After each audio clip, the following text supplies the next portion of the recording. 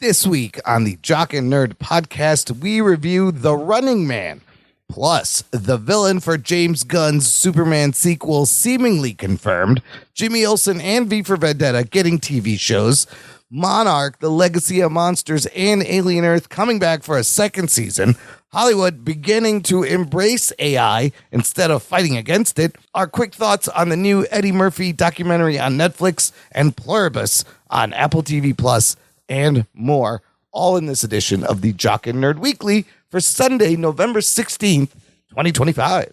Hi, this is Gilbert Gottfried, and you're listening to the Jock and Nerd Podcast. Why? I don't know. Check. Check one. All right. This is for all you fans out there. Let's give it up. Talking, we nerd it.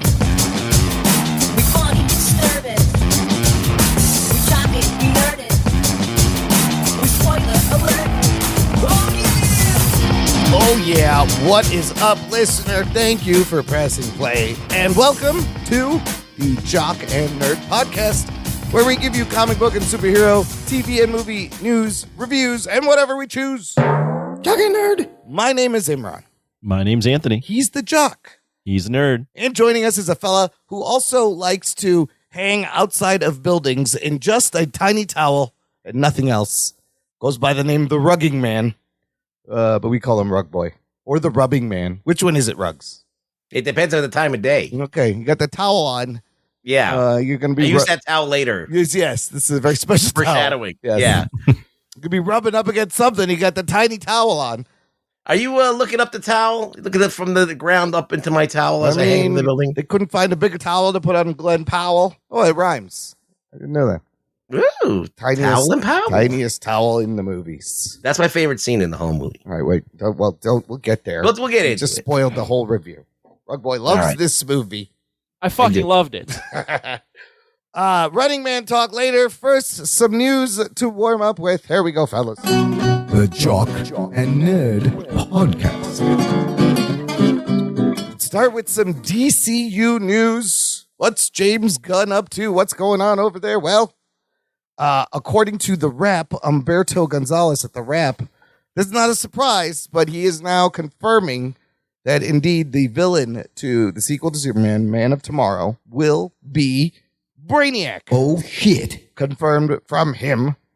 Of course, we saw that James Gunn put a picture of a brain on the script, and I think we all kind of guessed it, which would explain why Clark and Lex need to team up to take down Brainiac. So, comment on this first, fellas. Anthony, are you surprised? No, I mean, we guessed this. This seems like the logical next step, especially if you're doing Lex Luthor team up with Superman. You got to do something extraterrestrial and big. Brainiac seems to fit that bill. How about, are we excited that this will be like the first live action Brainiac? You know, there's been a lot of great versions of him in the comics and the cartoons. He was in the Harley Quinn show, but no one's ever done him live action, and it's kind of refreshing to have a new Superman villain in a movie. Yeah, no, that's cool. I mean, I'm not the biggest Superman guy, but Brainiac seems to be one of the more popular in his rogues gallery. Rugs, does this get you excited that we're going to see a different villain, someone new in a Superman movie? It's about time. No, I think Brainiac's, he's, as Anthony said, logical step in the right direction. We kind of did the brains versus brawn thing with Lex already, which is... but this guy's smarter, apparently. Yeah, but he's also got more firepower, I guess. Yes. I don't know. We'll see how this works out. What angle they take. Is it going to be that he's just everywhere and can't be stopped? He's kind of in everything. Right, like a maybe that's virus the or angle. Computer virus. They are saying there will be makeup and prosthetics, and they're looking. So that begs the question: who can play Brainiac? Well, old Grace Randolph on Twitter heard some things and posted a couple of possibilities. According to her, she says they are looking at David Hyde Pierce from Frasier. Wallace Shawn from Young Sheldon, and of course, Princess Bride. Whoa. And this dude, Claes Bang. Fun name. Claes Bang, who was in The Northman, and Claes Bang would come in as the youngest out of these three. I think David Hyde Pierce is like 82 now, and I don't know, Wallace Shawn's got to be older. How old is Wallace Shawn? But let me just say, how funny would it be if fucking Wallace Shawn was Brainiac and he goes, Superman, it's inconceivable. If Brainiac sounded like Sylvester the Cat. And then Clark's like, I do not think that word means what you think it means. That could be funny and goofy enough for a James Gunn. Anthony, what do you got? Ruggs, what do you think? No. Go to Ruggs, because I don't know who any of these people are. Come on, Wallace Shawn from Princess Bride, the guy who says, inconceivable.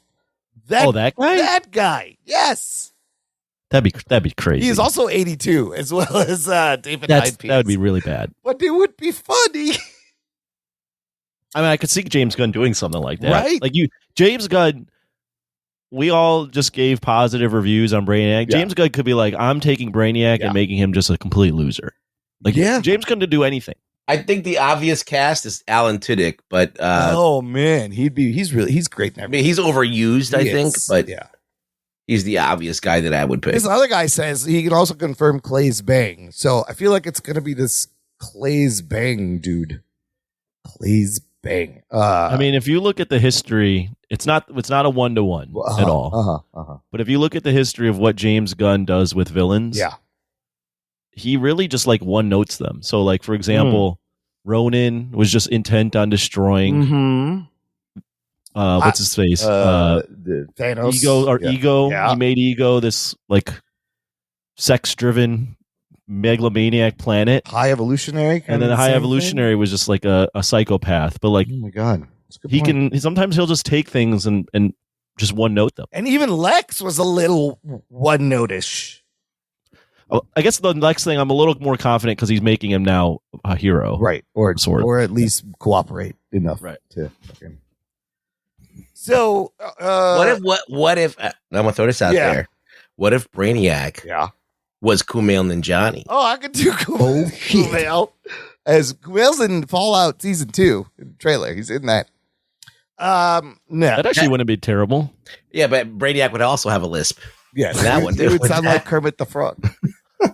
Superman is inconceivable. I think you should do Wallace Shawn. Would be the fucking funniest thing. Everybody would hate it, but it would be so fucking funny. Because Brainiac, look, he's really smart. He's a cool character. He should be intimidating, but he's kind of silly, right? Like, I guess he can be. He puts you in a globe. Yeah, he collects things. He's green, connected to his computer, machine, ship, whatever. Sometimes he's all, like a machine. You can do that. There's an angle there where if you wanted to make it really silly, you could easily do that. James Gunn's going to find the right angle. It's just kind of one of his talents. So we'll see who gets cast as Brainiac, but that's going to be it's going to be Brainiac versus Lex and Superman. So, all right, James, let's see what you got. There's a spinoff show coming that's now also been confirmed, and it is that Jimmy Olsen spinoff show. Played by Skylar Gisondo in the movie. Everybody loved him. He was kind of funny. In the movie, the creators of that mockumentary series American Vandal, Dan Peralta and Tony Yacenda, are going to produce and showrun and write along with James Gunn. American Vandal was pretty funny. I barely remember watching it, but it was a fun spoof thing. But here's the bigger question. Anthony, do we need a Jimmy Olsen show? I mean, no. You could have all the characters from the movie, like Beck Bennett and the Cat Grant and Wendell Pierce, who played Perry White. You could see all of them. Oh, also in this, maybe this will change your mind. Gorilla Grodd is going to be the villain for the first season. Does that change your mind? No. Floppy Jock. That makes it even weirder. Yeah, it does, right? Jimmy Olsen and Jimmy Olsen has a villain? I don't know how this all works, but I mean, anything could be good, right? Yeah. So that I want to completely write it off, but all I remember of Jimmy Olsen was the running joke that he was actually just a ladies' man in Superman. Yeah, and he was kind of stringing that girl along, being a little bit mean to her to get information. But yes, that was the joke. Was like, oh my god, why does this girl into Jimmy Olsen? That's a weird thing. Rugs, though, is it an interesting way to set up the world of the Daily Planet, and maybe he's investigating stories that are happening in Metropolis? Of course, we're not going to see Clark or Lois, but do you want to see any of the supporting? I think they should include the whole Olsen family, like Ashley and Mary Kate, the twins and Elizabeth and Elizabeth. I get them all involved. It's an Olsen show. How rude! You can have all the Olsens. Sure, why not? Make little cameos. I think it's time for a comeback. I don't know if anybody wants to see this, but if it's a comedy and some people are going to watch it if it's a comedy because people they're depressed and they need to laugh. Yeah, if it's they're looking for anything to hang on to in this world. I mean, so they'll watch the Jimmy Olsen show. I just think it's a weird time to do this. Like, remember he announced all those 10 things, Gods and Monsters. You're trying to build a thing. So before you give us like a Batman or a Wonder Woman, you can give us fucking Jimmy Olsen show. Like, how about you build the world first? This is like a show you do when you run out of characters to do. Then you're like, okay, let's do Jimmy Olsen. Although I think Darkseid premiered. The thing about, sorry to interrupt. The thing about James Gunn, and this is what you get when he runs a universe, is it, at least on the surface, seems like he can get pretty sidetracked really quickly. Yeah. With like the things he's really interested in, and come hell or high water, he's going to do the things he's interested, even if it might not make sense to grow the actual universe as quickly or as fast or as quickly as you need to. That is exactly what it feels like. Like his stuff. If somebody finds something good, he's like, well, let's give him a show, and he wants to explore that. So. I mean, he's doing Creature Commandos, and he's obsessed with like these little things that. It's weird. Go, why are we doing this? Yeah, it's really weird that like just timing. Like, sure, you could give him a show, right? But can we get a Batman? Can I get some more DC characters? It would be cool if he found like a diamond in the rough, like some overlooked property that was really ripe for making. That's what he's good at. But no, he does. Well, he kind of like he's looking for. I mean, he's got his Guardians. Yeah, well, I guess, but like. I don't know. I never saw that as the cool thing. I always thought I was, and he was able to do whatever with it. I don't know. I guess, yeah, this is not where I want to see. Well, that should have been the Authority that he had planned, but it sounds like that's been. I don't think that's happening. No, right? It's like he hasn't been able to figure out the angle or get a good script, and it's been put on the back burner. And we've already got, the engineer from Superman is a character in the Authority. So that makes more sense than fucking Jimmy Olsen show, but whatever. I mean, I wouldn't. If I were, I don't know if I would have greenlit the Authority either. Yeah, nobody knows who that is. But James Gunn gonna do. What are the things he's got that are actually big? He's got Superman. Yeah. Supergirl's coming out. That's like a side thing. Peacemaker. He's made a little bit more, but I mean, I don't know if I would say that's a big thing. Yeah. The other thing I'm talking about would be like Green Lantern, Lantern show. Those are bigger characters. Yeah, that's it. Yeah. That's all he's got. He doesn't, he hasn't really touched Batman yet. Nope. Wonder Woman hasn't touched. Flash hasn't touched. And I get that some of these characters are pretty fresh from the old. Yeah. But it just, it's curious. It's very curious. Very different. Marvel went with the biggest characters they had that were under their banner. They went Iron Man, Captain America, Thor, Hulk. If they had Spider-Man or X-Men, I'm sure they would have gone with those way sooner. Yeah, absolutely. But James Gunn has everything, and he's just playing with like the little toys he likes to play with. I mean, Supergirl kind of makes sense because we haven't had a Supergirl, so that's kind of new. But yeah, we had Aquaman and Flash and Batman, but just give us a new one. Nobody cares. Just you got to hit the big ones before you give us Jimmy Olsen. Another show James Gunn, Peter Safran are producing that has been announced is a V for Vendetta TV series for HBO. This I kind of like way better than Jimmy Olsen because look, we got a Watchmen Prestige HBO show. This is a very similar, Alan Moore book. I think this lends itself to prestige television better. Ruggs, what do you think? V for Vendetta get you more excited? I think they should leave the movie is almost flawless. The movie's pretty good. I think the movie's great. And I don't know if they should touch that particular storyline. Maybe a new V appears at a different time. I don't know. It could be an alternate V for Vendetta. I mean, I could see it as an HBO show. Anthony, can't you see this as HBO prestige, like they did with The Watchmen? Yeah, probably. I've never actually even seen the original V for Vendetta nor read the comics, so I have no real opinion on it. The shit is very topical right now. In fact, if you read the comics great. The movie is like, it's not an action movie, and it leads you to believe it's one. Yeah. It's really about it's really about other things, about like revolution. And the story he did it in 1982, but it's very relevant still today, as this kind of The Watchmen was too. And so I don't know. I think it will be good. Listener, let us know which of these DC things you are excited for. Join this conversation. You can join our Facebook group called Jock and Nerd Nation. Jock and Nerd. It is a closed, exclusive, private group just for our listeners, and post some fun spoiler threads and fun geek conversations. Check it out. All right, I got some news on some returning shows we might be interested in that we reviewed that we tend to kind of like. First one, Monarch, Legacy of Monsters, Season 2 coming back very soon, February 27th. They put out a little teaser date announcement video. Anthony, you get a look at this. Is this Geek Boner or Floppy Jock? There's some fun things in here. In the middle. Oh, man. I'm always going to like giant monsters. Yeah. I thought Monarch, the first season, really petered out really quickly. Yeah. It got really it dragged out and very convoluted, and I didn't really fuck with the storyline of them looking for the dad and all that.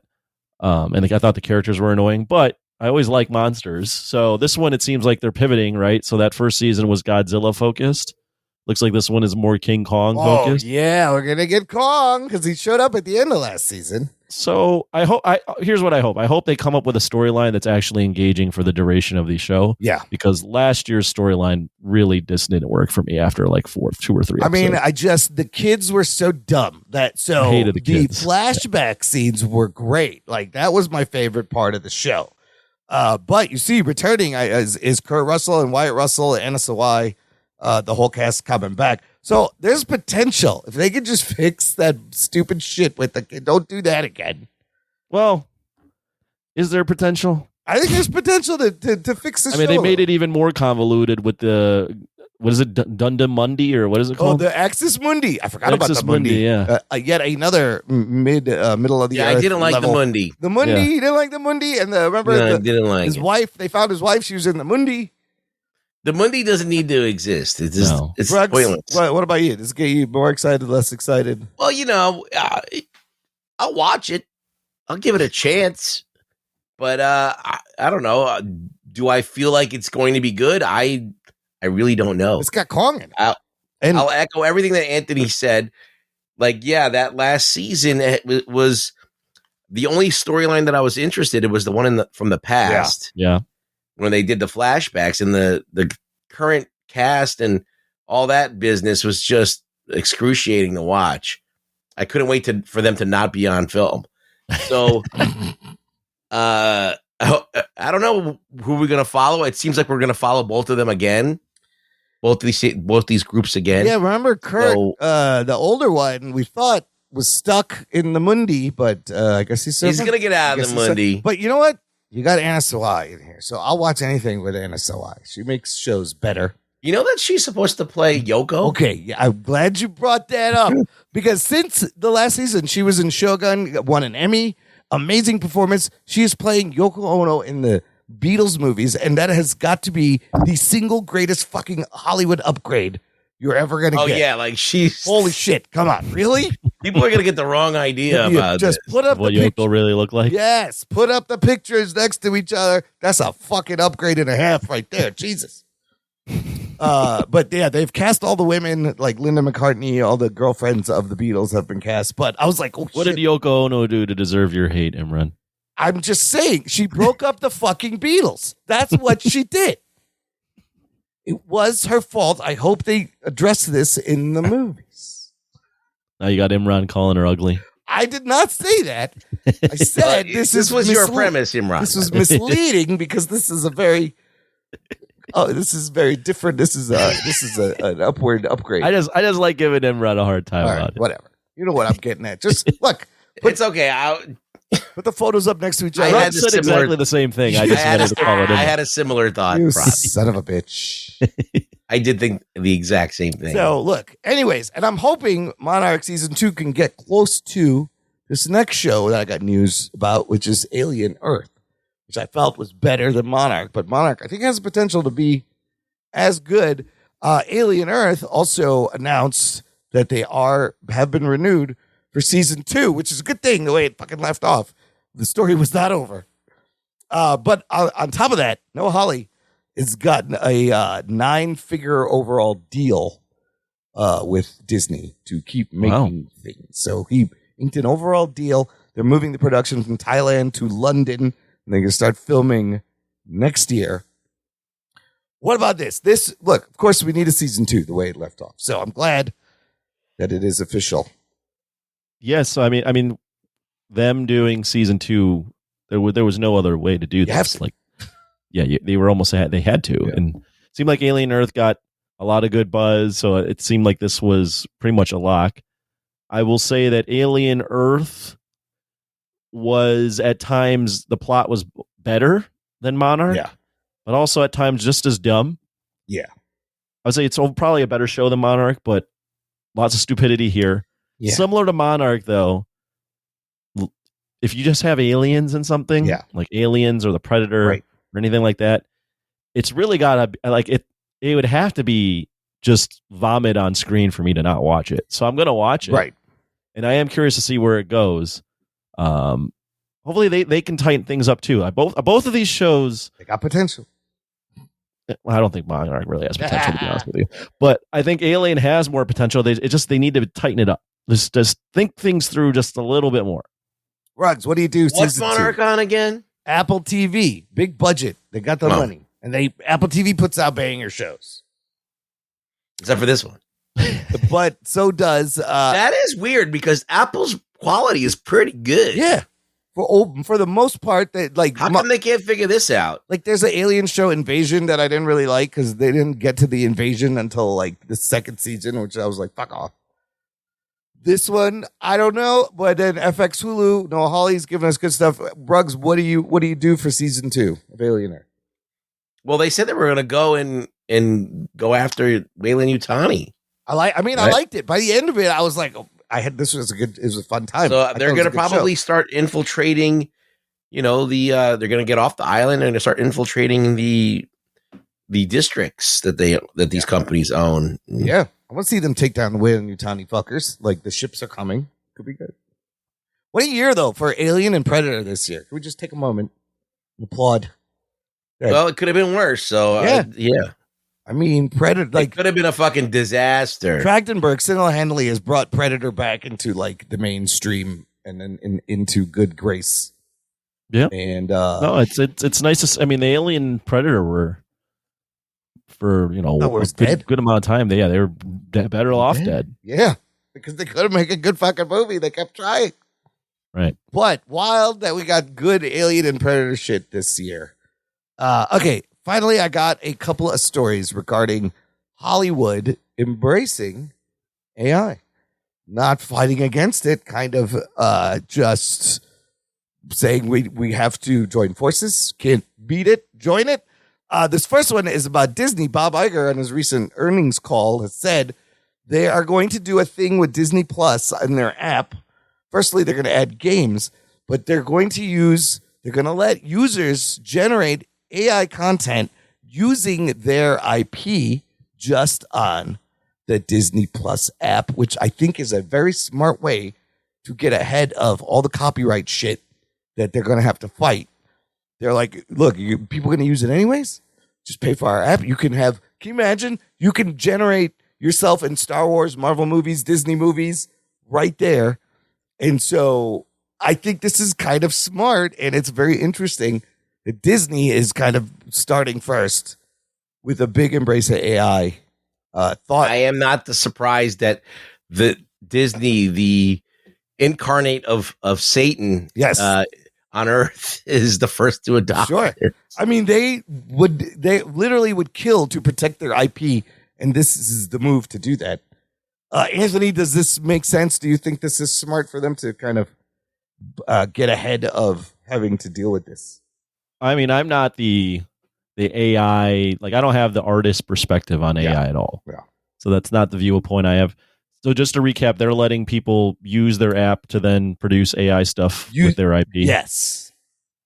Yeah, I mean, people are going to do it anyways, right? So you might as well put some, if there's any sort of protection that you could put on it and just embrace it and make money off of it. Yeah, they're like, seems like people want to do that kind of shit. They want to fucking see themselves absolutely ride in an ADAC and fighting Tony Stark at the same time. Yep. And, having Scarlett Johansson bent over, like, probably all that shit. You'll be I don't know how vulgar can they get with that? See, how lewd can they get? Probably stop at the Scarlett Johansson part, but the rest of it, absolutely, you'll be able to put yourself in a fucking Deadpool and Han Solo battle. And I think if it works, I mean, I think everyone else is watching and probably will copy. How do you protect that though? Can't like, I don't know. Can't you go and do AI stuff right now with those characters? You can.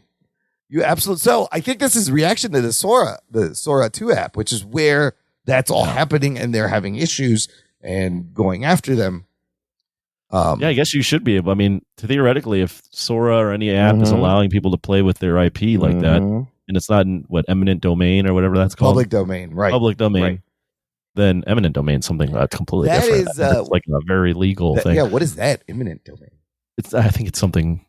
It's beyond us right now. Okay. Public domain. Then I think you can't. Theoretically, you can't do that, right? You can. It is copyright infringement, but it's not stopping people. So yeah, it's a slippery slope. Well, there. look, this is what I'll say. Yeah. Okay. So let's put it into something we can all understand, because we all understand comic books, right? So there's artists that are not working for Marvel, not working for DC, that are drawing characters and selling artwork with them. Sure, Artist Alley. It's all of Artist Alley. Okay, that happens without AI involved. That happens, but the companies that own those characters have the right to actually go after these people if they wanted to. Right. Now, Disney doesn't generally do that because there's no money in it. Like, these artists are making nothing. They're not really making enough to put a dent in their sales or anything like that.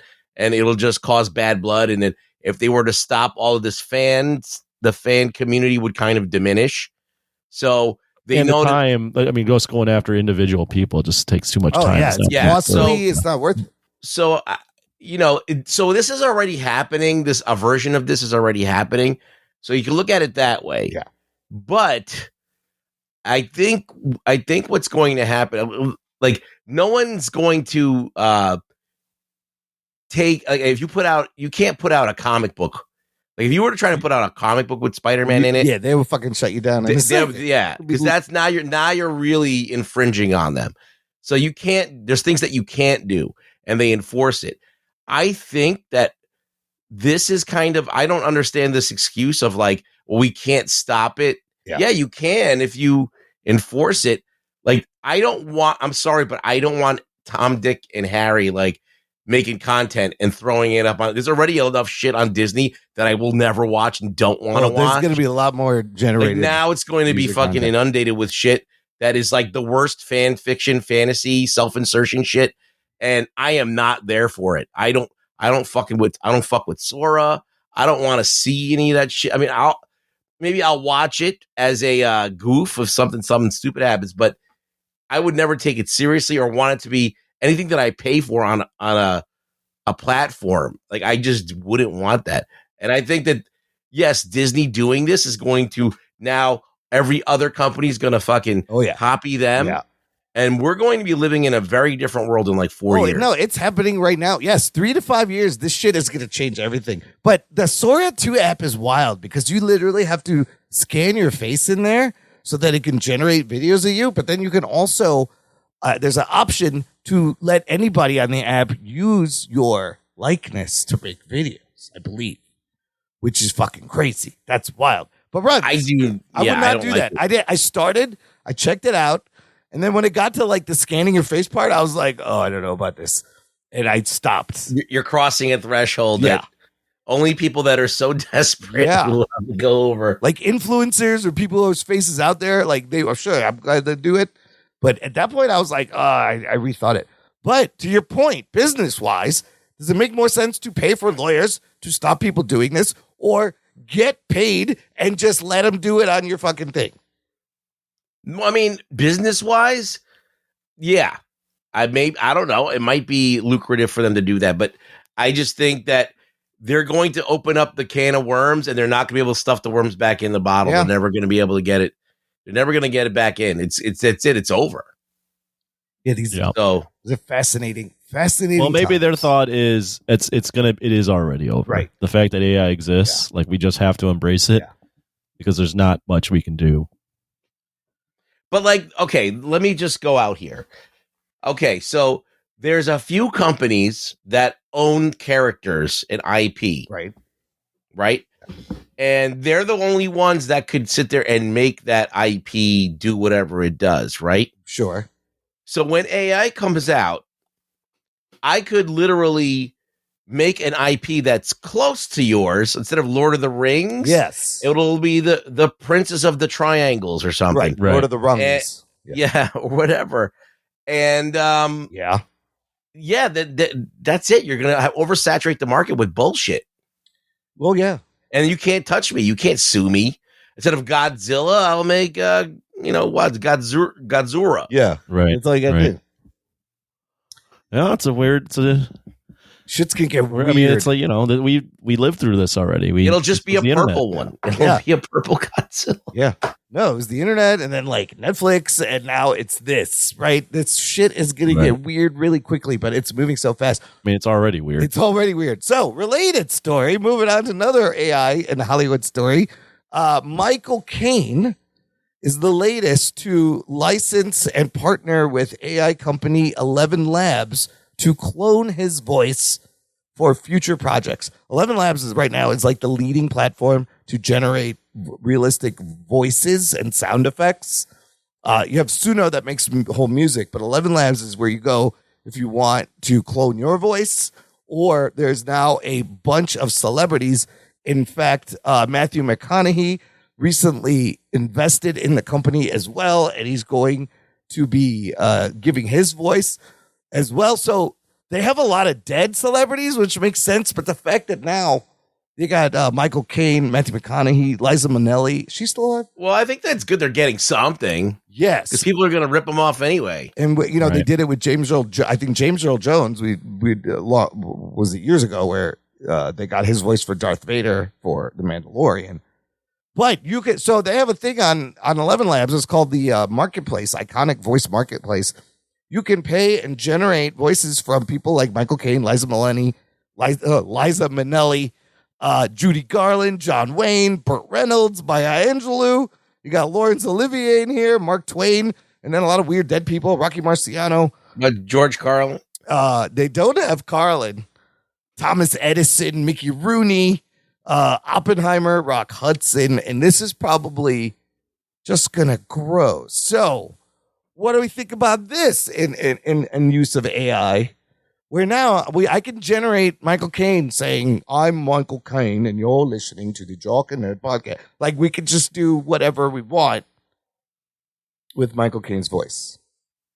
Yeah, I think it sucks, but it is what it is. I think a weird place. I think the AI creation of like voices, recreating voices, and people's art, but the voices to me is like just very weird. Yeah. Because it's really not. I mean, it's just not real. I mean, but we'll have Darth Vader sounding like Darth Vader forever now.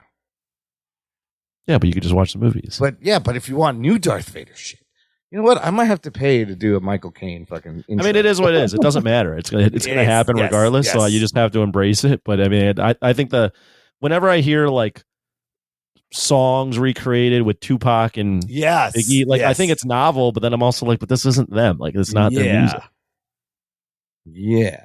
How soon? I mean, very soon. No. The only benefit I can see to it, beside the benefit I see to it is that if these guys like can make money off of it, like their voices and like their families can make money off of it, then fine. Yeah. Like it's another way to monetize what they've done in their career, but yeah, I think it sucks. Ruggs, comment on this. It's he's still alive, he's still around, but look, he's doing it by choice. Look, there's a lot of these apps out there that allow you to create sounds, music, whatever. Yeah. I think that if the person is at least getting paid, it makes you feel better about using those apps because you know that they're at least doing the right thing and not just ripping off the guy's voice, right? Yeah. So I think that more companies should do this, should pay and license the people's voices. That way, at least even if it's like posthumously, even if it's someone who's dead, like their family gets the money or something, they're going to be making so much money because the barrier to getting somebody's voice is going to be none. Right. Like before, if you wanted Michael Caine to read something, you had to call an agent, and have him approve it, and then there's this and that and whatever. Here, you could just you've paid for the service. You're gonna have them read your shit, and that's it. So they're gonna make so much more money, and it's crazy. So they should be compensating these people. And I wonder if he gets paid every time somebody uses it. Because, like, say you're working on a commercial, and you're like, you know what, Michael Caine would be the perfect voiceover guy for this. Well, yeah, doesn't it incentivize like, oh, this Michael Caine's being used for a lot. He should get some money. Yeah. You know? I don't know. All I know is we're living in a weird time, and very soon you're not going to know. You're not going to know, and it's already happening. You're not going to know what's AI and what's real in these generations. Yeah, pretty much anything that you watch on a screen is up for debate. Yeah, it's crazy. Yeah. We are there, and I'm fascinated by it, and I love using VO3 to do video generation and Midjourney image. Like, it's fun, and it's wild, and just embrace it. Like, you can't stop it because it's happening. Look at these giant corporations like Disney are just embracing it. So there's nothing you can do. Like, it's going to be a crazy world. It's just going to be very vastly different from what we know. On that note, last year, Coca-Cola made a full AI generated commercial very early in the game. They got a lot of shit for it. Yeah, it looked like shit. What did they do this year? They fucking ignored all that and did another one. And it's a lot better, but fucking Coca-Cola is like, we don't care what people, we thought it was like shit. This is early technology. We're going to do it again. And they did it again. So it's here to stay. Learn how to use it. That's where the jobs are. Let's take a break, fellas. We're going to play some promos and talk about The Running Man right after this.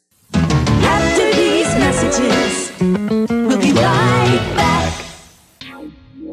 Have you ever been reading through a stack of comics and thought, maybe I should see what this Arkham Asylum game is all about? Or been playing Marvel vs. Capcom and felt like you were at a real disadvantage since you didn't know who half the characters were? Well, Play Comics is the show for you. I'm Chris, and each episode we take a look at video games based on comic properties and how well they stick to that source material. So whether you know the comics and want to know how all these games work, or you know the games and want to find out where all this craziness came from, go check out Play Comics at playcomics.com or wherever you find your favorite podcasts. My name's Donnie, and I host the Adulting with Donnie podcast. I started this show as a way to offload some of my thoughts every week, and I quickly found out that I wasn't really alone in those thoughts, and I was connecting with other people who kind of felt the same way as me. So join me each week as I pour some whiskey and offload some thoughts about news, entertainment, politics, just whatever might come to my head during the week. So that's the Adulting with Donnie podcast, and you can find it anywhere that awful podcasts are served, and also great podcasts. Jock and Nerd. Listener, if you enjoy this show, this is a great time to join our Patreon fan club. Just visit jockandnerd.com/Patreon. Jock and Nerd. There is a link in the episode description, and you can give back for as little as $3 a month. Gets you stuff like access to an exclusive podcast feed where the shows come out early. There are instant reactions to movies we see in the theater, bonus movie reviews, bonus bullshit, lots of fun stuff on the feed. You can also join us for our monthly virtual hangouts on Discord. The next one, fellas, it's this week. Oh, shit. Oh, damn. Yay, Thursday, November 20th. We'll see. Hop in if you can. I'll be there. Ruggs, you'll be there. Sure. Because it's in your contract. But lots of Yeah, fun. you need to pay me more money if you get me to come to these. Whatever. I can only afford to put one person on that contract right now. I picked Rugboy. Definitely show up. It's a lot of fun and other fun stuff on our Patreon. We appreciate all the continued support. Check it out, jockandnerd.com/Patreon. Okay, fellas, let's get to this week's movie review. We will be discussing Edgar Wright's The Running Man. Here is your spoiler alerts. Strap yourselves in, you fucks. Spoiler time. This is produced and directed and written by Edgar Wright. Michael Bacall helping him on the writing duties. It is the second adaptation of the 1982 Stephen King novel under his pen name, Richard Bachman. I forget what the first name is. Bachman. Of course, the first adaptation being the Schwarzenegger movie from 87, which is lots of fun. This one, on the Rotten Tomatoes, critics are giving it 65% tomato meter. Audience score here, 80%. On Metacritic, critic score 56. Anthony, you know what I'm going to ask you. And I'm not ready. Let me look it up real quick. I love making him look it up on the fly. Letterboxd. Letterboxd has it at a 3.3. So 3.3. 3, like usually around when you're around that lower than 3.5, it's like just slightly above average. Okay, makes sense. Budget for this one, $110 million.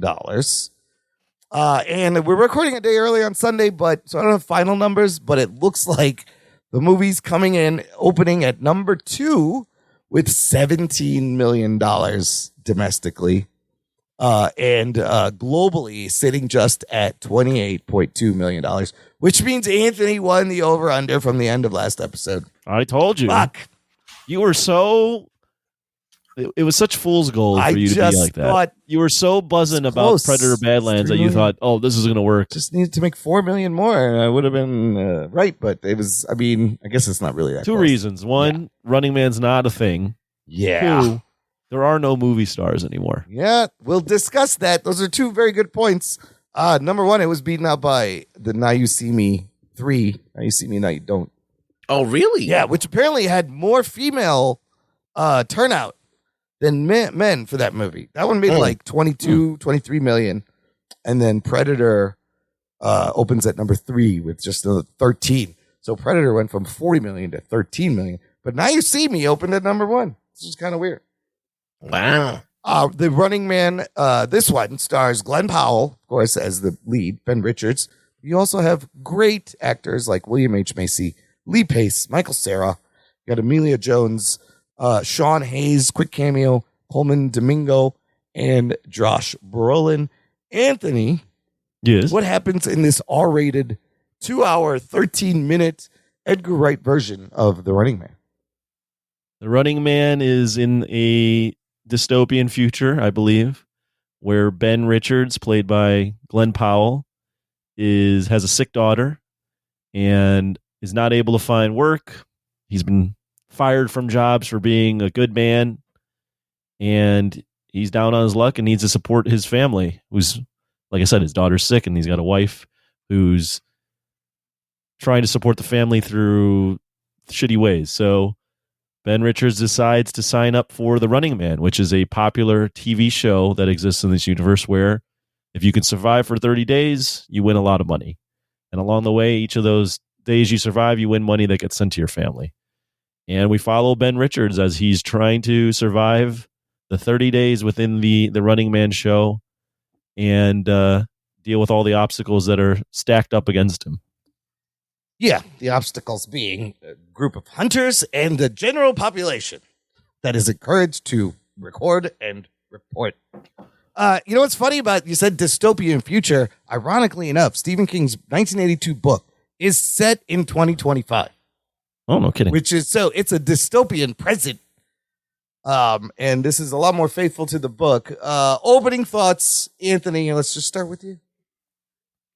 Opening thoughts. This movie was one of those where I said on the show, this has potential. Remakes generally aren't always the best idea, but I thought there was a lot more to mine in the Running Man lore. I think the original, while it was funny, wasn't really loyal to the book. Right. It was more of a vehicle for Arnold Right. to do some crazy stuff. And I thought there was a lot more within that world to mine and explore and make social commentary on. Then you add in the fact that Edgar Wright is doing this film, and I went, okay, like this is all interesting. Edgar Wright's a visionary type director. He has his own voice, has his own style. And I said it on an instant reaction, and my thoughts haven't changed. I felt like this was a pretty disappointing movie for me. My opening thought is I felt like there was a lot of individual cool things, but I never felt like the movie kicked into another gear. And by the end, I thought the plot was really convoluted and very confusing. And the ending really soured me because of the fact that it was so confusing and I couldn't really understand how we had gotten to the point we did in that movie, especially with the odds stacked the way they were against Ben Richards' character played by Glenn Powell.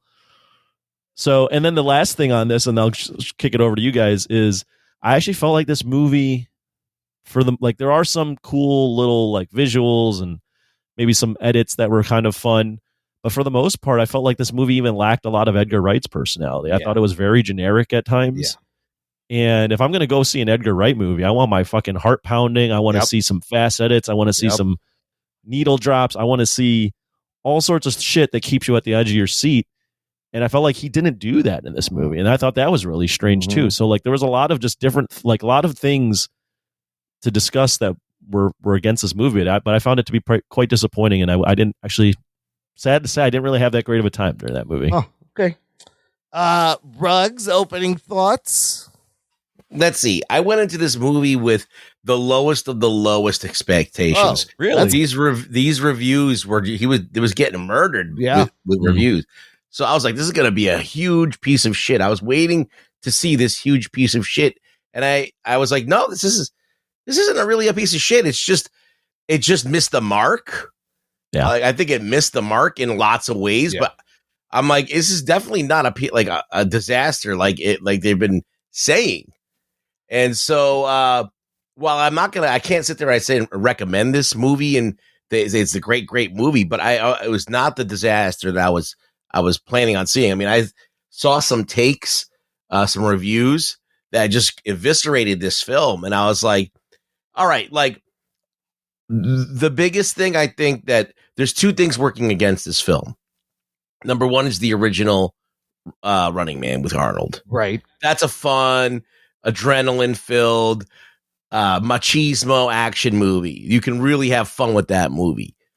And then you have Edgar Wright and what he brings to the table and what he's done in the past and the types of movies that he does, like Baby Driver and Scott Pilgrim and his sensibilities. And so you were going to it was fighting those two things because you're going in looking for an Edgar Wright film and he didn't give you that. He gave you something that was kind of a paycheck movie, or like he followed the numbers, like, you know what I mean? He painted by numbers, but it also wasn't the Running Man, the original adrenaline filled movie. It was something in between.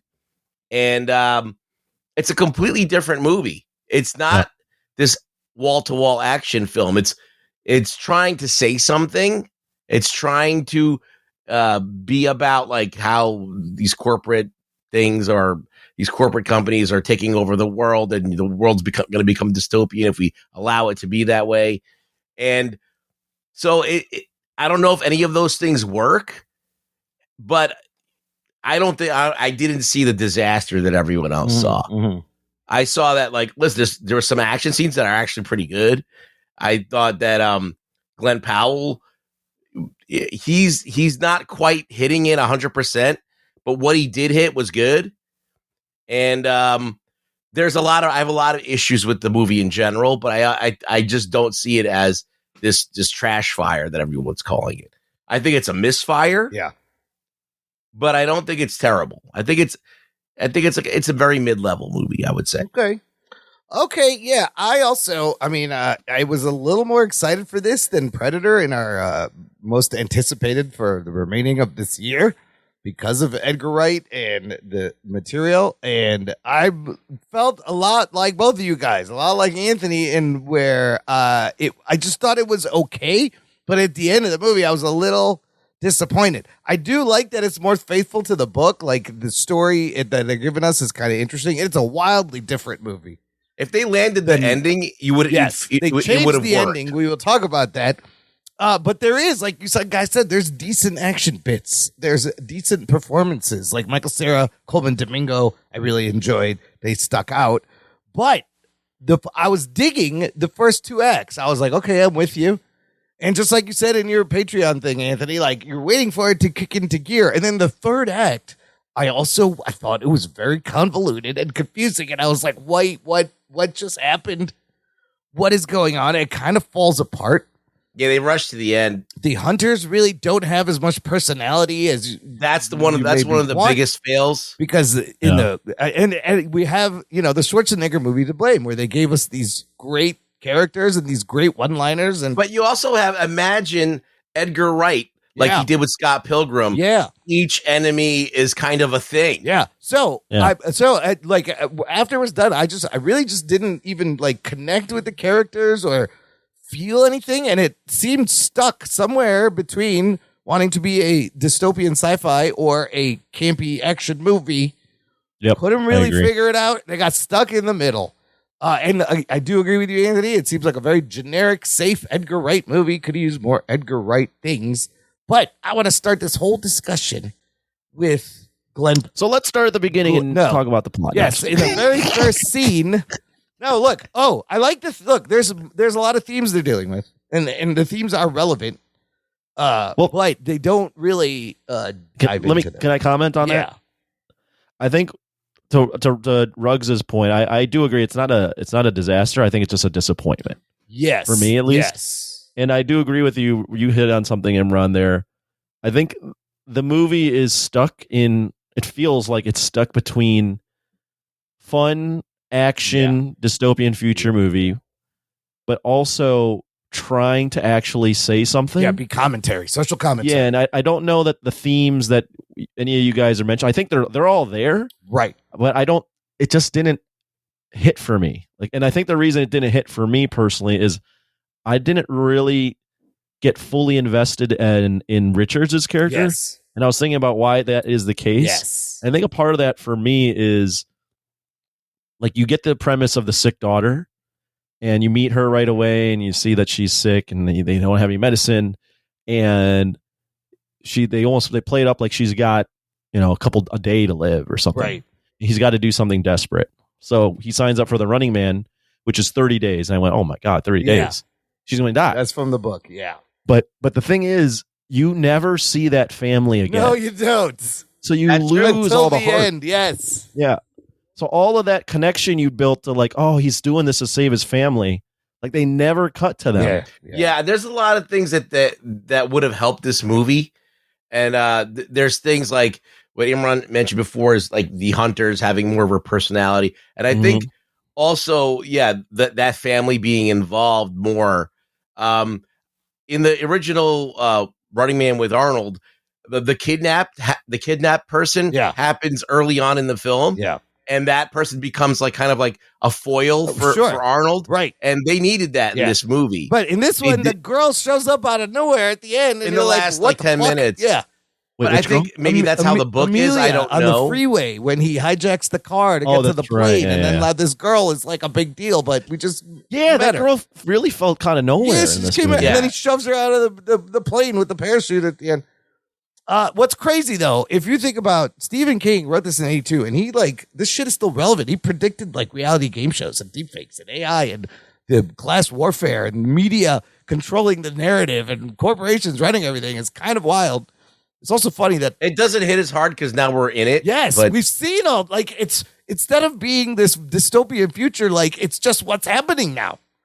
So I think he was trying to like also hit on the like they're manipulating us. They want us to. They're the whole thing with keeping Glenn Powell alive. They're squeezing Richards alive. and then there's people that are investigating this and be like, no, it's like the government's manipulating you. Like I think they were trying to really lean into that, but I don't know if they fully nailed the tone that they wanted throughout the movie or the flow of the tone, because they're changing the tone throughout. And I think that it felt more of just abrupt changes rather than like a natural flow of the story. Well, and like the modern thing he added was like the YouTuber part of it. The YouTuber who's trying to expose them, anonymously. But this it ends up being like a Black Mirror episode, and Black Mirror does it fucking better than this. But listen, I think so in my Patreon review, I think a big part of this is Glenn Powell. And I said, I'm not, I don't know if I'm sold on this guy or I'm a fan or if I even like him. I think that this movie helped me. I was iffy on him before. Yes. And I actually think after I saw this movie, I was like, okay, he's not quite there yet, but he's getting there. So I think that's accurate because he has the physique, he has the chops to do the action. And actually, he just hosted Saturday Night Live last night. And he's pretty funny. Like, I think he does the comedy well. The humor in this movie was okay. But you know what I think of what it is? I wouldn't say like Glenn Powell per se. Yeah.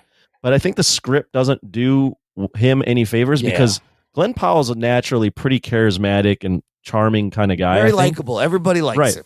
But the script asks him to be just fucking angry. Right. I didn't think that's his whole shtick is he's fucking pissed off the whole movie. And I didn't really buy it. I didn't buy it either. Yeah. I didn't buy that he was that angry. Because imagine he's miscast as an angry guy. Yeah. Bruce Willis, like diehard Bruce Willis in this role. Like that's the kind of guy you need. Someone that I agree. I would agree. No, I agree. I do agree. I think Glenn Powell or Alan Richardson or something like that. Yeah, maybe an Alan Richardson. But when they're asking him questions and then Josh Brolin's like, oh yeah, like this is perfect. When he's like seeing the word association abstract stuff, and he's just being pissed off. I'm like, this just doesn't fit. He was like, it doesn't fit. Yeah, I know what they're going for. Yeah. Like this guy's mad at the system that he has to be here, but I just don't see Glenn Powell as this angry guy. Like I thought he would get crazier and more manic as the movie went on, but like he's just too fucking likable and good looking, and he's a little vanilla for me. Like I don't think he does nothing for me. But he's in fucking everything these days. I think he's miscast in the role. But I think are there movie stars? Is he a movie star? There are no movie stars. I'll argue he needs a better fit. There's an action movie for this guy. And This is not it. Right. Yeah. I agree. Yeah. Because look, he was hanging on the building in a tiny towel and I like that. My favorite scene in the whole movie. That's your favorite part. Well, let's get to that. But that's so incongruent, right? Yes. Like that is a funny scene. But then you're like, this guy's he's supposed to play this angry motherfucker, and he's like in a towel, like dangling around, and he's like, it's kind of like a good time. So it's just the emotions you're supposed to have throughout aren't really there. Whereas like if it was Bruce Willis is like, fuck, man, I have a fucking headache. Yes. This is not my day. Exactly. And you're like, oh, I could totally see him in a towel like, this is not my fucking day. Yeah, that's John McClane right there. Okay, so we know Rug's favorite part is Glenn Powell in a tiny towel. Anthony, favorite couple, you got any that stuck out? I mean, I kind of enjoyed when Michael Cera was in the movie. Like I always enjoy Michael Cera's stuff, and that's where it gets pretty goofy. Yeah. And I enjoyed like some of the action scenes were pretty decent. Yeah. With the towel and all that stuff. But I think that, again, that even now you're just asking me this. I saw the movie on Thursday night and we're recording on Monday. Yeah. I've forgot a lot of it. It is very forgettable. Yeah. I mean, I like the jumping off the bridge with where he ran the buggy into the explosion, and I did enjoy the Michael Cera bit, and some of the action scenes were kind of fun. They've been blowing up the YMCA building, and he's in the trunk and stuff. The plane scene was okay. It was just okay. There wasn't a lot of action in this movie. I guess there wasn't. There really wasn't like long. A ton of action in this movie. There was just another. As I said in my review, it stops and goes. It's like it gets going and then it kind of comes to a halt. And then there's stuff happens and they start up again and then it quickly stops. It keeps stalling out. So it didn't have the pace that it needed to kind of like get you moving and then building and building and building towards the crescendo. It never kicks into the gear. Well, with the pace question, here's my follow up to that, because this is what I thought. Does this movie need to be 2 hours and 10 minutes? I think it needs to be longer. Really? Because I think it needs. I would have It gone. depends the other on way. which movie you want. right, you could. I would have gone a tight like If you're doing the 145. dystopian movie, Yeah. then yes, you want to add another 15 minutes of story. Like what I would do to make this movie better is number one, do the exact thing that Imran said in the beginning is give the hunters some personality. I think if you do that, it instantly becomes more interesting. Sub-Zero is now plain zero. But I don't even understand. The second thing I would do is move the girl up in the girl that he meets up further in the thing, and also refer back to his family every once in a while. Yeah.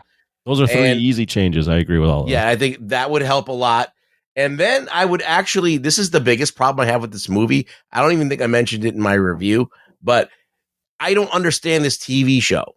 Yeah. Like, what are they fucking watching? Like, he's hiding all the time. Like, what are they watching every day? Him just not being there? His tapes. The tapes you have to send in, I don't know, once a week. Yeah, so they or tune once in a day. for him to say something on a tape. how about that's the worst show I've ever seen. How about Speed the Wheel, where you just got to run on a hamster thing? No, that's a dumb show too. And then it goes faster. If they figured out a way, if like I don't like the, even though maybe in the book the convention is he's got to like hide amongst the people, but if they had somehow made that experience that people are watching on TV make more sense, like as it's unfolding, right? Like, because like literally, like if you're in this show, you would just go like, if I was to be on the Running Man, and I knew I was gonna try out, I would set up a whole fucking underground base that I could just sit there and live in for a month. Yeah, but they'll never you find gotta me. send these tapes out, so you'd have to like pre-tape all these. You could pre-tape them all and send them in. That's how they know where he is where the fucking tapes come from, which is Yeah.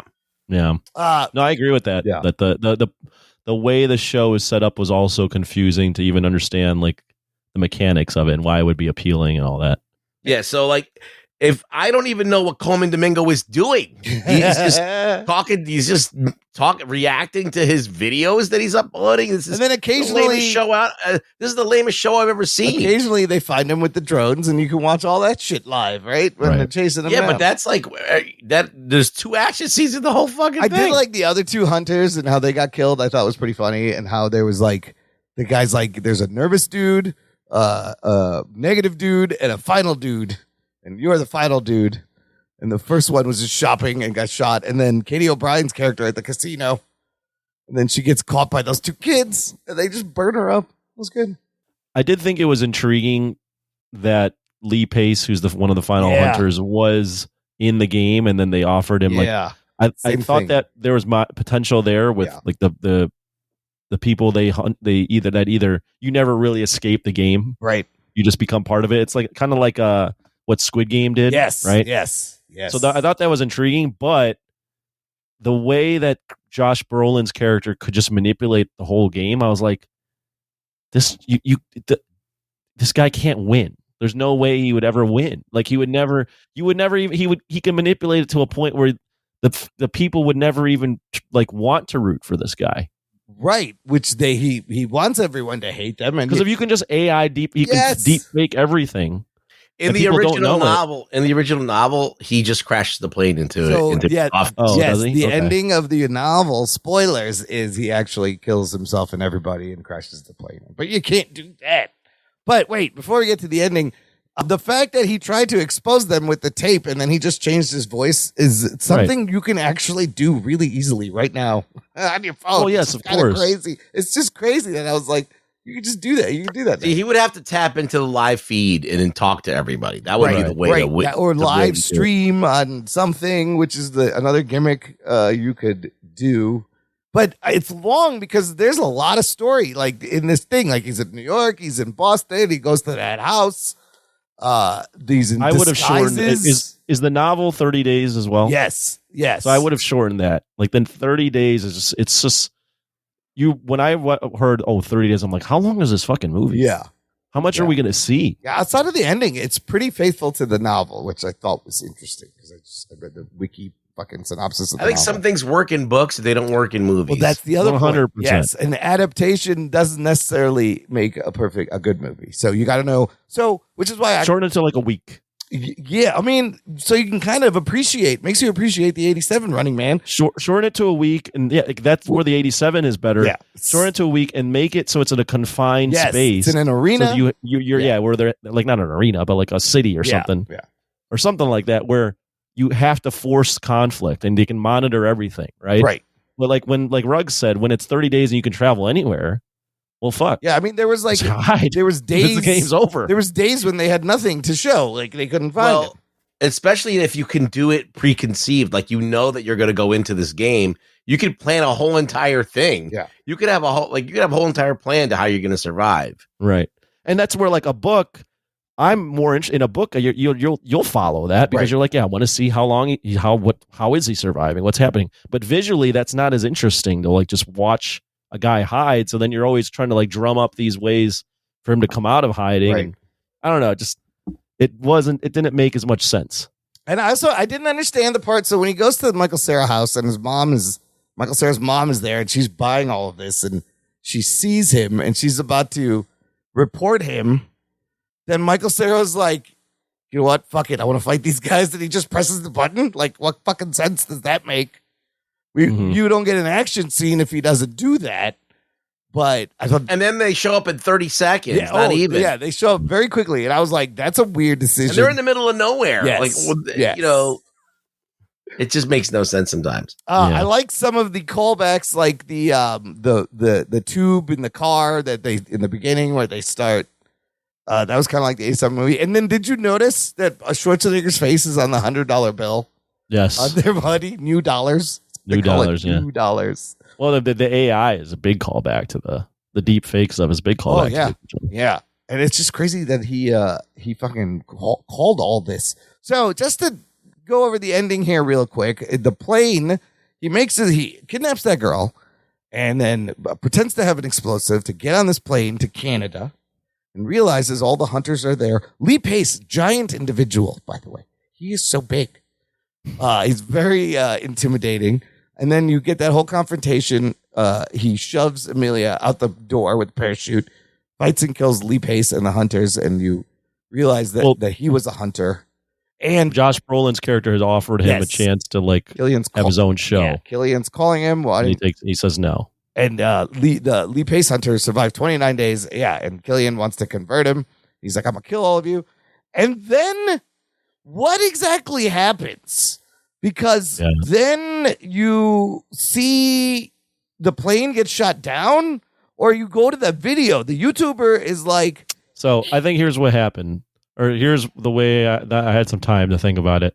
So Josh Brolin's character sends out a video of him saying, I'm going to fucking crash the plane into all of you and all that. They play that, right. And then they play that, and the plane is on autopilot going to crash. Right.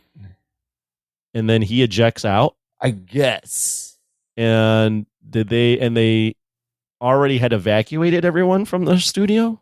Is that right? I don't know. It never hits the studio because they blow it up. Yeah, it blows up. Because it blows up. It blows That's up right. over the city. It blows up. Yeah.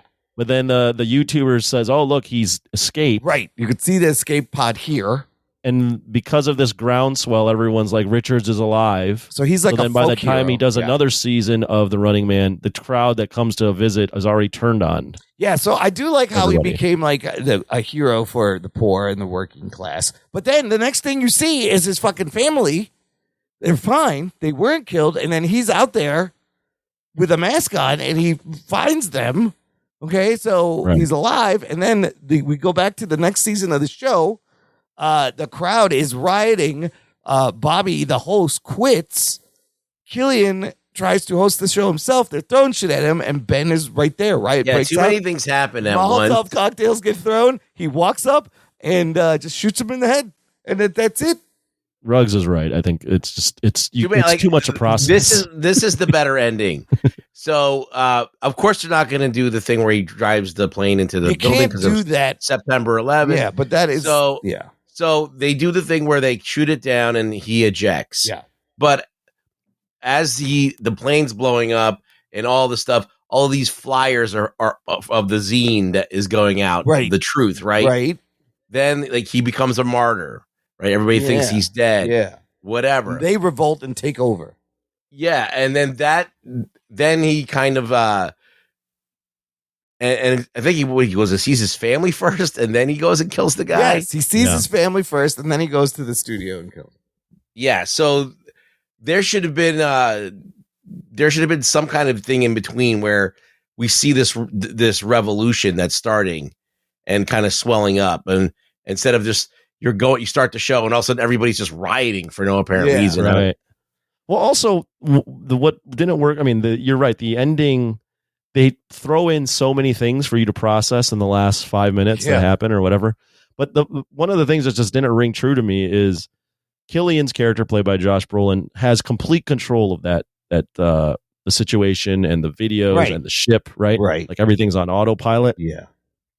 So if they were going to blow it up and he had all this control, wouldn't he have just like turned off the eject? Wouldn't he have just kept him there? You would think so, or make it like, go how does he just else? outsmart him? And he's like, "Oh, there is an eject button." That's a good question. Because didn't he like remote take over the entire fucking plane? Yeah, he was. So like, that's very good. That's it just, I don't know. It just was too stacked. Where I was like, "There's no way he can get out of this." That's a good point.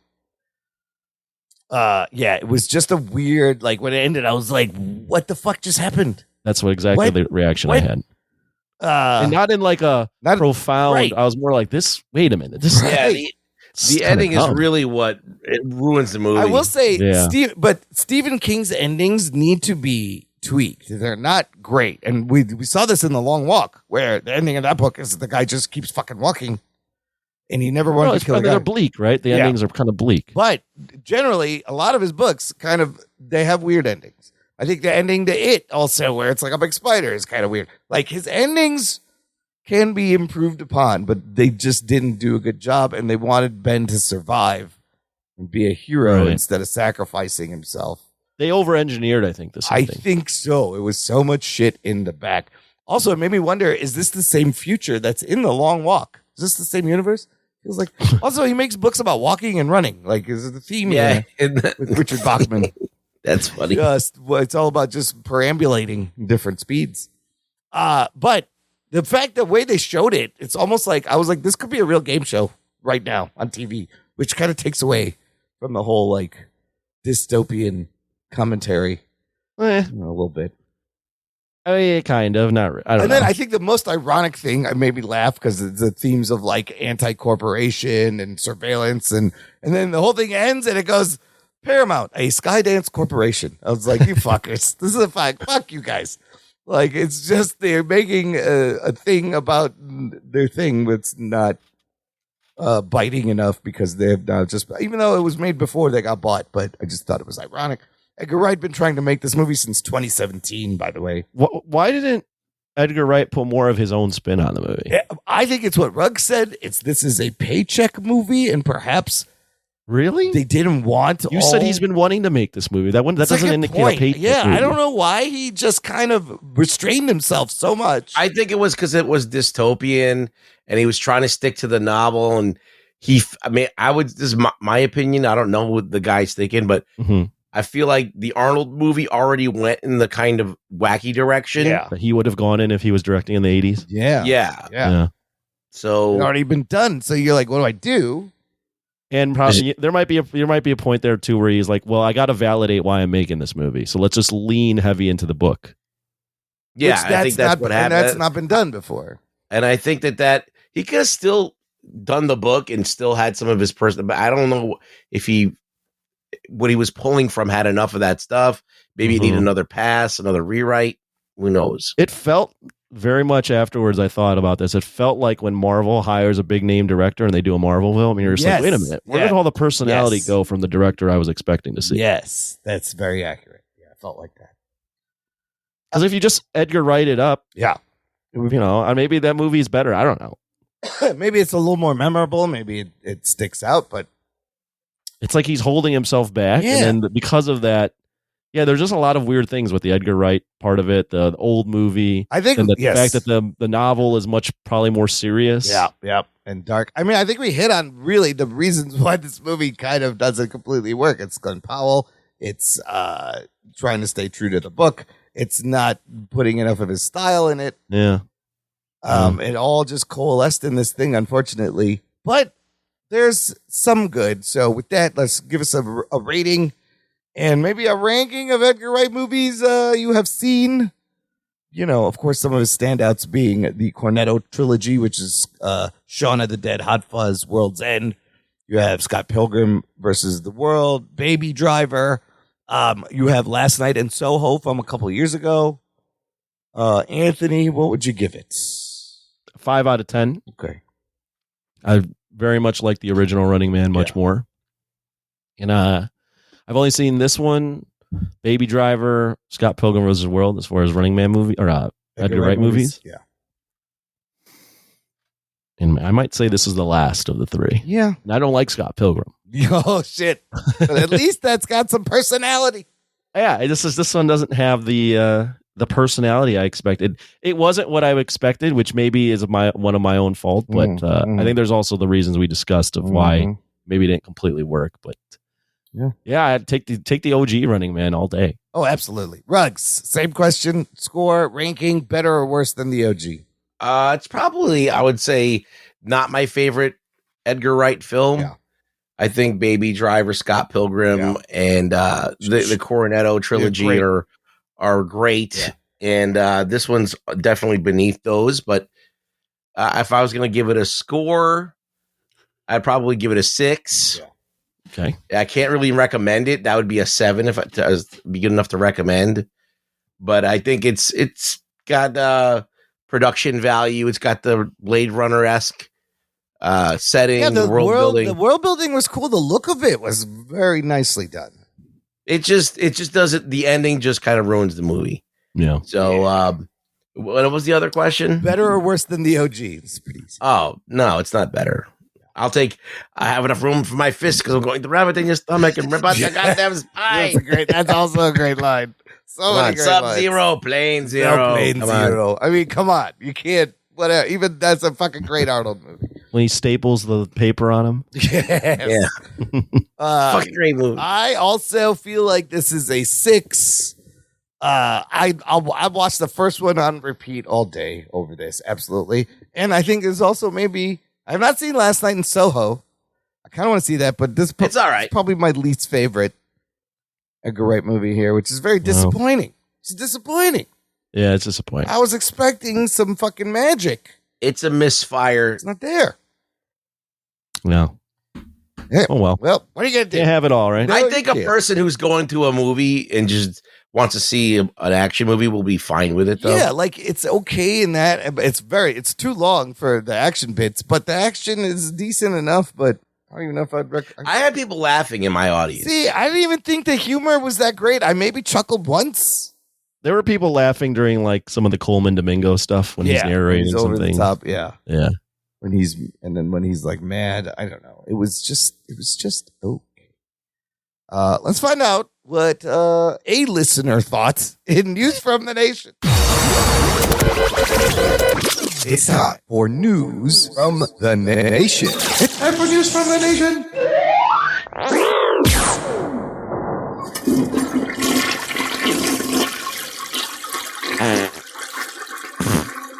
It stinks. It stinks. It stinks. I got one comment from our Facebook group, Jock and Nerd Nation. Steve Morrison checking in. He says, saw it in 4DX. Definitely added to the experience. Michael Cera was a surprise highlight. It was a fun watch, and glad we saw it in the theater. Yeah, I mean, if you're getting thrown around and getting air blown on you, you're not going to notice all the fucking shitty parts of the movie. I'll tell you that much. You'll be like, this is fun. Those are fun. It's like a ride. Remember, Anthony, we went to see Godzilla. I have never gone back to the 4DX. I've never done it either. I've done it twice, but you did. You did one more than me. Yeah, it's just too far. What did you watch at 4DX? King of the Monsters. Me and Imran did King of the Monsters. I also saw The Predator. Oh man! 4DX. But it's like going. I've seen some bad movies in 4DX. I mean, it may make a bad movie better. I'll give you that. But it's like going to the amusement park. Like if you go once, you're like, okay, I'm good. Right. You don't really need to go back. Maybe I'll go check out another one. I don't know. It is far away. It's in fucking Gurney and shit. But a lot more crazy premium screens getting put into my AMC and coming. So keep an eye out for that. There's a lot of crazy premium formats out there. All right, let's finish up. What are we watching, Anthony?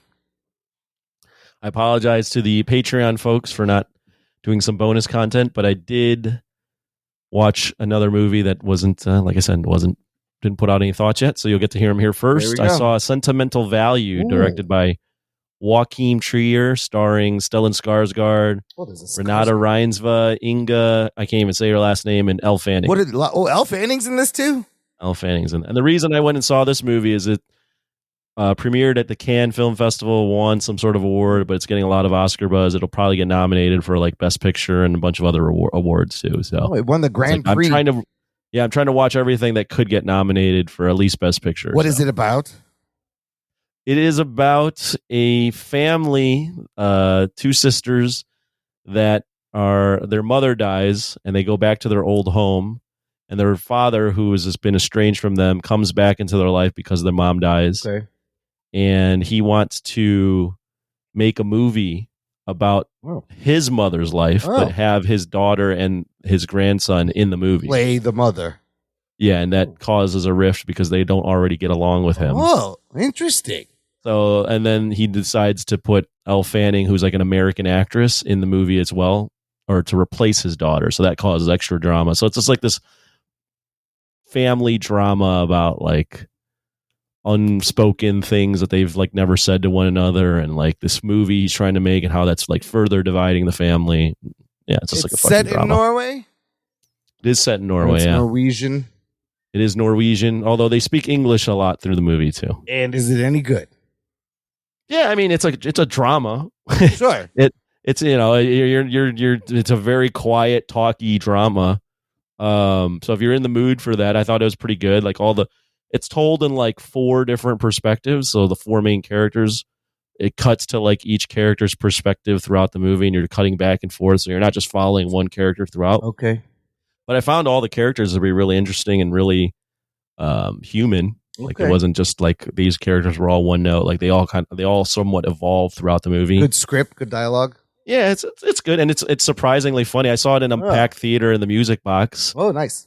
And by the end of the movie, people were laughing throughout, and by the end, people were clapping. So it's an artsy, it's an artsy international film that will get nominated for a lot of shit. What's the Oscar buzz? What is it getting? It'll get nominated for Best Pick, probably performances. Best Supporting Actor by Stellan Skarsgård. He probably will win. He might win that. Oh. Best Actress, so she'll get in there. Renata Reinsva, Best Supporting. Okay. And then probably like script and some editing and all that shit.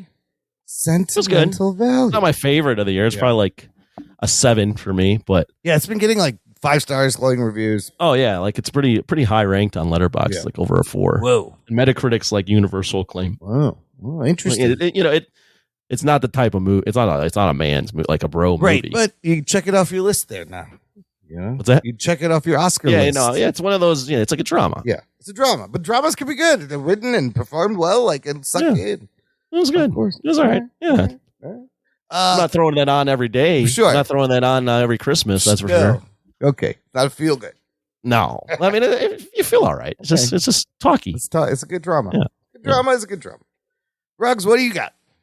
Oh, I rewatched both Avatar movies. What? Yeah, Okay. I don't know why. That's like 6 hours of fucking movie. Yeah, like I don't ask.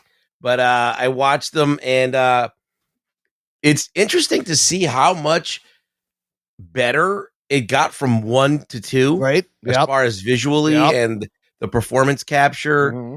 And when you're sitting there talking about AI and all that stuff, I'm like, AI's not going to do this. It's not yet. It's not going to do it. Just give it a year or 3. I don't know.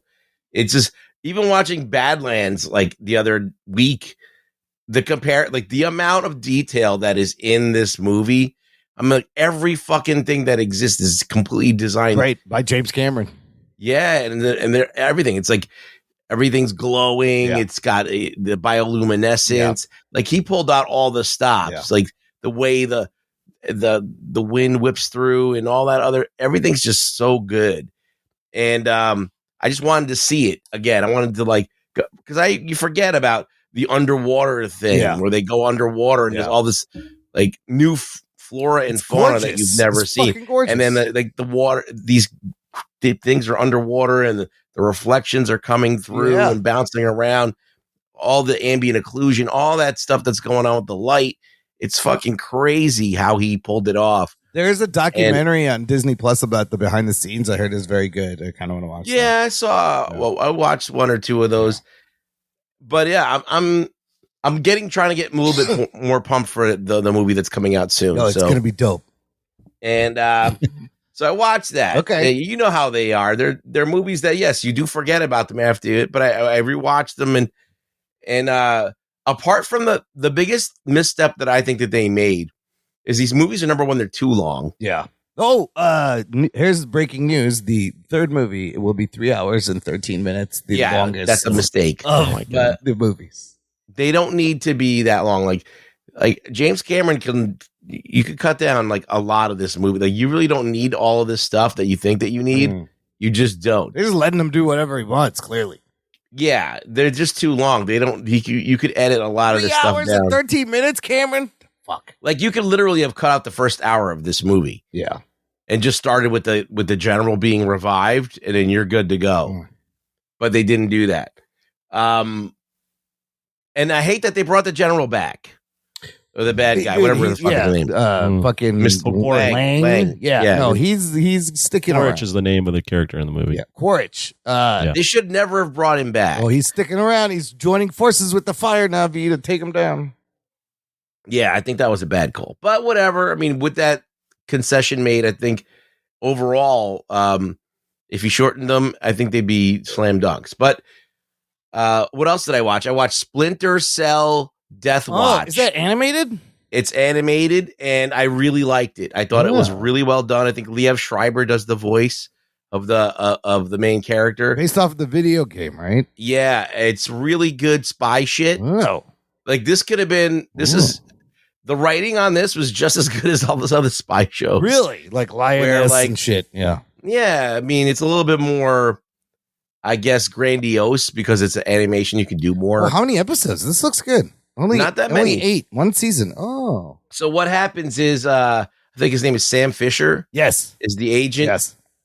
From the game. Yeah. He's now an old dude, and they call him in because there's another agent. There's another Splinter Cell agent that needs help, like that's stranded. It has valuable intel and needs to be protected. So he has to come out of retirement because he's like the only one there that's close enough to get to her. And so he now teams up with her, and they're on the run, and they're like trying to figure out what they have with the information. There's people gunning for them at every turn. Oh, I like it. Yeah, so they're like, it's a cat and mouse. It's good. Is it like adult-rated violence? I mean, there's no nudity. There's blood or sex, but there's tons of violence. There's tons of violence. To check this out. This looks good. Yeah, and so I thought it was really good. I liked it. And then the third thing that I watched was Being Eddie. Yes, I watched this too. New Netflix documentary on Eddie Murphy. What did you think? I didn't like it. Really? No. I really liked this. I thought it was great. No, I mean, look, is it worth checking out to learn about Eddie Murphy? Yes, you do learn a lot about Eddie Murphy. You get to see inside of his home. Oh, his home is amazing. His fucking mansion he there's built. multiple painting shots of it and everything like that. But it's just him bragging about all the shit that he did. Yeah, but it's impressive, though. He has shit to brag about. He definitely does, but it doesn't come off good. First of all, he looks great. They cut to Dave Chappelle, and Chappelle looks older than fucking Eddie Murphy somehow. He does, yes. I was like, God damn, he looked great. Also, there's a great bit of the documentary. He mentions, he's like, I'd love to have a Bill Cosby ventriloquist dummy and a Richard Pryor dummy, because we had a dummy, a ventriloquist dummy when he was a kid, when he was doing voices, and they fucking bring him the Richard Pryor, Bill Cosby dummies, and he does their voices. And the fact that this man, he did this shit when he was 18, he could still do those voices exactly spot on, is fucking hilarious. And the lines he was doing is hilarious. But I really enjoyed this Eddie Murphy documentary. Do you feel like you actually got the real Eddie Murphy? I mean, I feel like he was being very honest and open with shit. Really? I thought it was very calculated. I mean, I didn't see it at all. He just put out this movie with Pete Davidson on Prime that I watched, and it's okay. It's not great. They play armored car drivers, and they get Keke Palmer's in it, and they get into this whole thing. But just like going through his career and the different times of his life, and you forget about Shrek, and then the fact that he played every character in all those movies, and how he's trying to open doors for black actors and doing, like, before Tyler Perry fucking doing Medea, you had him doing this shit, right? Yeah, I mean, like, look, there's no way you can discount the impact and the sheer, like, amount of stuff that he was involved in. Like music, movies, everything. Yeah. TV shows. He was doing everything. And when he was young, dude, he got on Saturday Night Live in 1980. He was 18 fucking years old. Yeah. Which is wild. And I will still say Raw and Delirious, probably two of the best stand-up specials you're ever going to fucking That's why he's never done one, because he can't go. There's no way you can beat those two. No, you can't. And you can't go hard and be dirty anymore. And like, if he got back on stage and did stand-up, I think it would be fascinating, because I would love to know how he sees the world now in his stand-up, but I don't think he's ever going to go back to doing stand-up, even for fun. No. Yeah, no. But there's no upside for him to do it. Yeah. Anthony, would you be interested in watching this? I thought I would recommend it. I thought it was very good. The Eddie Murphy documentary? Yeah. No. I mean, I'm not as big an Eddie Murphy guy. Really? As you guys are. He's fucking hilarious. He's cool, but I mean that's your guys' era. Yeah, but he influenced so many people now. Have you seen Raw and Delirious? You have to, no. Just watch both of those. You will. It just came out. I think Raw just came out on Netflix. You will hurt yourself laughing, bro. It's great. I'm gonna watch it. You can't say any of that shit today. You can't do any of that shit today. It's amazing. He was a fucking rock star at like 19. Well, I knew. Yes, I am aware of how popular. And even his like crowd work, his improv on the spot is so brilliant, so smart, so fast, so clever. He's just phenomenal to watch. I would watch Raw and Delirious. Anthony. You got to watch that shit. Those are classics. All right, I'll take your word for it. Yeah, I think you need to. Classics. I watched two things I want to mention that I loved. I'm pretty excited about these things. First one is another new Netflix show called Last Warrior Standing. That was Last Samurai Standing. It's called I think it might be Last Samurai. It's Last Samurai. I have the fucking wrong thing in here.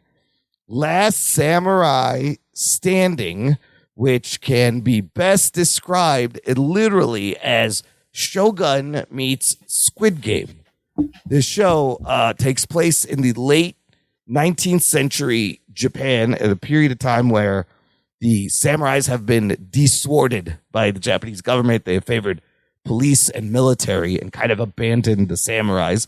And it starts out a lot like Running Man.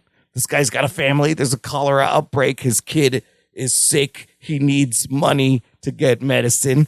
And he sees these pamphlets that are calling all sword fighters to show up at this place for this tournament, where if you win 100,000 yen.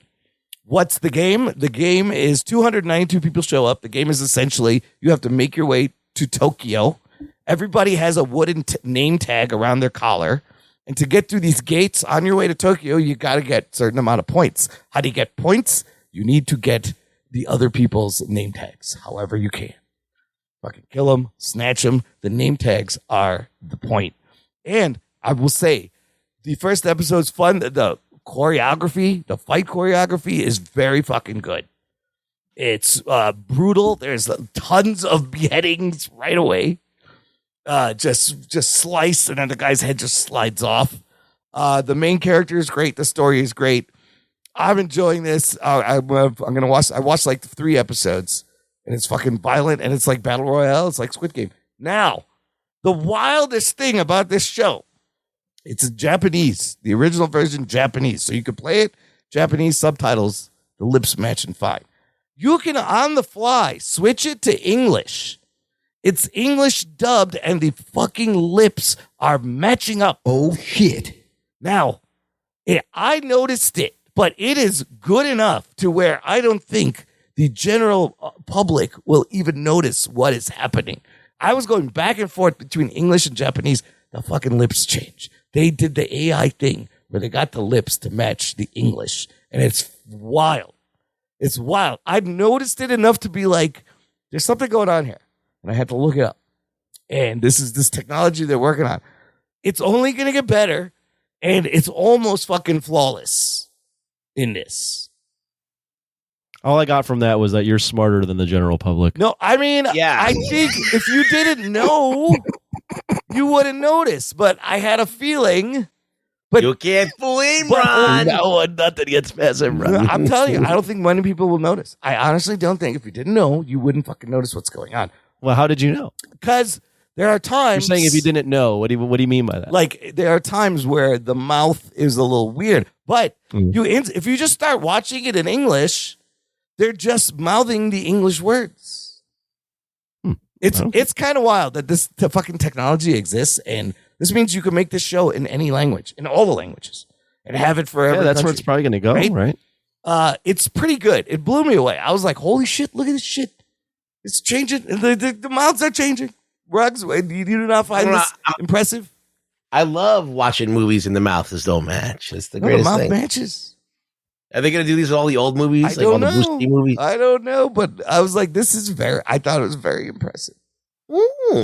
So, if you want a good samurai show, this is a pretty good samurai show. Okay, the last thing, this is the thing I'm most excited about. I discovered Vince Gilligan's new show, Pluribus. I didn't get to watch it on Apple TV. So, Vince Gilligan, of course, created what, Ruggs? Breaking Bad and Better Call Saul. And Better Call Saul. You have, starring in this, Rhea Seehorn from Better Call Saul. That's right. It is not a crime drama. This is a sci-fi drama from Vince Gilligan, and I'm not even going to tell you what it's about because the pleasure of the show is watching everything unfold. The first episode, fantastic to hook you in, gets into it very quickly, but this is like reminded me a little bit of Three Body Problem, a little bit of Lost in that this is water cooler talk show. People are going to have theories. You put yourself in this show. The sci-fi he is showing us is. It made me think of so many things. It's very thoughtful. It's pretty smart. It's fucking crazy. The first episode is just like you are with the character going, what the fuck is going on here? And they don't leave you hanging by the end of the first episode. They put you in this wild thing and then they explain kind of what's happening. And you're like, I got to see what the fuck happens. This is fucking crazy. It's very good. So is it one episode that they released? There's 3 out. It comes out every Friday. Okay. So they start you off with 3 and then they get you. No, there was 2 out, and now like just this past Friday, the 3rd one came out. Oh, it's a weekly drop. And Pluribus is spelled with a 1 in it for the I, and the word Latin does have a kind of a big clue towards the show. You guys know E pluribus unum? Anybody know what that means? Yes, no? One out of one many. Yes, or out of many one, or out of one many. Pluribus means many. Oh, yes, out of many one. Out of many one. So pluribus, I believe, is the many. And then when you watch the show and you think about the title, you're like, oh, fuck, that's fucking clever. It's a good title. Have you heard about this, Ruggs? You're Breaking Bad. Yeah, I'm planning on watching it. I know but, you're a big Vince Gilligan fan. I don't want you to ruin it for me. I didn't say nothing. You just, and I know this is one, but here's the thing. I was busy watching Avatar. Here's I watched the thing, listener, if you watch this, let me know. I need to talk to somebody about the show. It's a show where you immediately like, I need to talk about it. You got to watch this. We got to talk about this. It's fucking crazy. It's very good. It's very good. I'm very excited that I would start. I'll watch it this week. Okay. We'll discuss next week if you watch some because it's so good. Okay. Anyways, Pluribus, highly recommended. Check it out if you like sci-fi. I love him runs and sci-fi drama. I'm telling you, dude. I'm telling everybody at work. They're making fun of me because I just keep talking. I keep going. Get on the bus. The Pluribus, everyone. This is the show. You need to watch this. But that's it for this week. Speaking of next week, Anthony, I would like to nominate a movie, possible review. Sisu 2, The Road to Revenge is coming out this week. Yeah, I'm down. Okay. We didn't review the first one, but I believe we've all watched it. Yeah, it's good. Yeah, it's great. I fucking love Sisu. It's a good time. And it looks like a dope action movie. I like Sisu. You got Quaritch in this one, too. Stephen Lang is the bad guy. But, all right. That will be the assignment, is Sisu 2. Listener, get your tickets. Cool. Ruggs, where can the people find you online? You can find me on X Rugboy Show. Give them a follow. Anthony, how many movies you can see at the Alamo this week? Well, I want to see Sisu there, but I was also... I'm doing this to myself. I'm going to torture myself. No. I'm going to see probably Wicked for Good. Oh, no, at the Alamo. I'm sure it'll be good. Did you see Did Wicked? you see the first one? No, I have to see Wicked this week. Shit. So you're going to do the whole Wicked experience this week, huh? It's going to be Wicked. It's going to be wicked good. That movie will be big. I can't see Anthony loving that movie. Yeah, no, I'm torturing myself. Fucker, if you're going to go see Wicked, we have to review fucking K-pop Demon Hunters on the show. You're going to fucking watch Wicked. We got to talk about Demon Hunters because it's so good. It's better than Wicked. Well, when we have an Let's off make week. Let's make him watch musicals. I'm gonna make you watch it. It's a fucking dope, like action musical. K-pop Demon Hunters. So, all right, I'll be curious to see what you think of the Wickeds.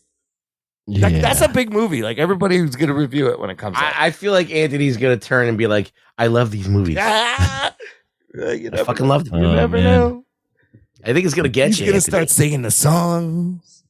Oh my God! It's gonna be a whole new Anthony. This could be a third new movie, Loving Anthony. Then we can just review musicals. Well, I'll throw you a bunch. I'll tell you this before we go. The Roman Polanthony thing, I'm still in it, but it's definitely dying down. Like I'm like, oh fuck, I have to watch these fucking dramas. It's wearing it a little bit. See, that's what it means. That's what it means to be that. Yeah, I have to go in and watch these sad movies. I would never, I would never try and be an Oscar guy. I just never would. It's not just depressing. It's just you just have to go in with a specific. You can't just turn off your brain. You have to be like, I'm here for this, and I want to see this. Right. Yeah. I have a lot of curiosity about films, but there's got to be something about it that I want to see it. Like, I can't just be compelled because other people say it's Oscar worthy. I could never do that. Yeah. Sometimes with these movies, it's like I'm gonna go in and watch when people talk about a house, and I'm like, oh fuck. All so right, I feel like this year, especially, a lot of these like Oscar movies that everyone's like, oh, best picture of the year, like they've maybe not all been that good. What movie did I just try to watch? I tried to watch an Oscar movie the other day. I think that's wrong. Okay. The movies you got, I mean, we've talked about a lot. The best movies of the year that people have been released have been like, I mean, Son of Valley is one that you guys went like that, but like Sinners, One Battle After Another, Frankenstein, like those are movies that are going to be nominated for Best Picture, and you guys pretty much liked them. Yeah, but I tried to watch.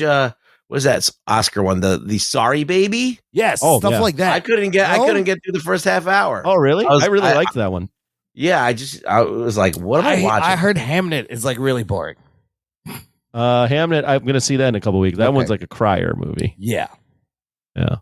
So it's about a guy's kid dying. It's about the Hamlet's kid dying. Shakespeare's kid dying, and why and how it inspired him to make the play Hamlet. Right. Oh, right. Then he writes Hamlet based on that. I mean, but that's I gotta get Sisu in the books. I gotta see that. Yeah, we'll do Sisu 2 and break it up a little bit for you. So you got musicals, you got sad movies, you got Sisu 2. It's a nice variety there. Thank you. Yes. In the meantime, listener, check out our website, jockandnerd.com, for all the ways to support and connect and share the show, which is the most important thing you can do. Tell a friend. Thank you for listening to the Jock and Nerd Podcast. My name is Imran. My name's Anthony. He's the Jock. He's a nerd. We'll peep you next time. I really don't give a shit. You play with your balls a lot.